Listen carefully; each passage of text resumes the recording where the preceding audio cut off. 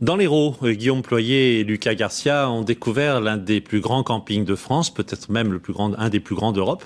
En tout cas, il accueille chaque été près de 4000 vacanciers. Autant dire qu'il s'agit d'une ville où les habitants ne seraient que de passage. Leur reportage à 7. À en juger par la longueur de la file d'attente, le passage à la boulangerie est obligatoire pour bien démarrer sa journée au camping. Merci beaucoup, bonne journée. Le croissant et la baguette sont un rituel qu'on ne sacrifierait pour rien au monde. On se le vend, quoi. Ah ouais, c'est primordial, disons, pour nous, quoi. C'est la tradition comme ça. Dans ce camping sétois où près de 4000 personnes séjournent actuellement, la vie est ainsi faite. Ce n'est pas parce qu'on est en vacances qu'il faut mettre les bonnes habitudes de côté.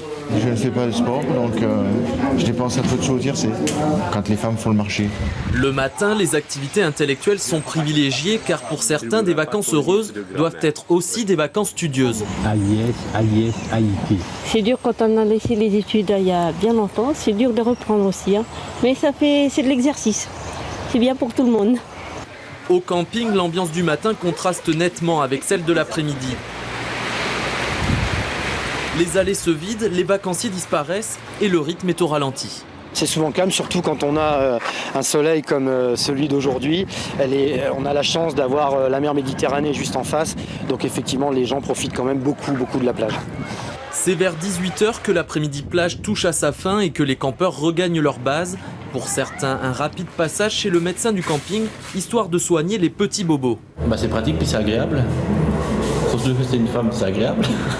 Visiblement, rien de grave, la soirée peut donc désormais commencer. Et demain, place à une nouvelle journée qui ressemblera à peu de choses près à celle d'aujourd'hui.